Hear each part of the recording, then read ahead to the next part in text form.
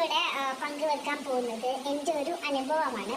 അപ്പം നിങ്ങളിൽ എത്ര പേർക്ക് ഇങ്ങനത്തെ അനുഭവം ഉണ്ടായിന്ന് ഒന്ന് കമൻറ്റ് ചെയ്യണം.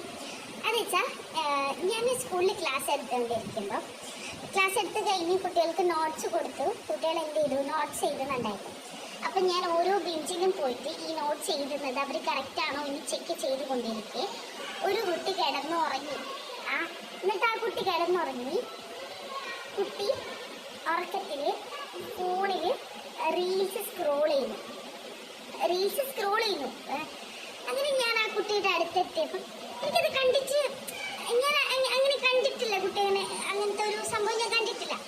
പക്ഷെ ഞാനത് എനിക്കെന്തോ പോലെയായി. കുട്ടി ഫോൺ അഡിക്റ്റ് ആയിട്ടാണല്ലോ അങ്ങനെ ഉറക്കത്തിലടക്കം ഇങ്ങനെ റീൽസ് സ്ക്രോൾ ചെയ്യുന്നത്.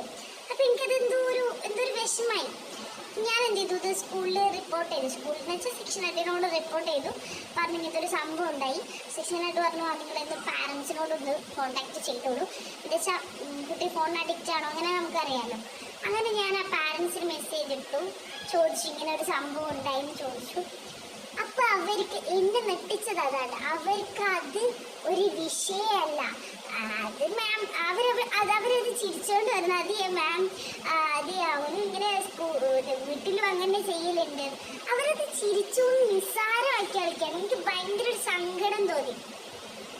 അവർക്ക് അതിൻ്റെ ഒരു സീരിയസ്നെസ് എന്താണെന്നുള്ളത് മനസ്സിലായിട്ടില്ല. അപ്പം എനിക്ക് ഭയങ്കര എനിക്കിത് ഭയങ്കര ഷോക്കായിരുന്നു. വെച്ചാൽ അതേ മാം ഞാൻ പറഞ്ഞു കൊടുത്തു, ഇത് ഇങ്ങനെ ഫോൺ അഡിക്റ്റ് ആയിട്ടുണ്ടെങ്കിൽ അതായത് രാത്രി ഫോൺ നോക്കലാണ്. അതാണല്ലോ കുട്ടി രാവിലെ വന്ന് സ്കൂളിൽ ഉറങ്ങുന്നത്. അപ്പം ഞാൻ പറഞ്ഞു ക്ലാസ്സിലധികം ഉറക്കം തന്നെയാണ്, നിങ്ങളൊന്ന് ശ്രദ്ധിക്കണം.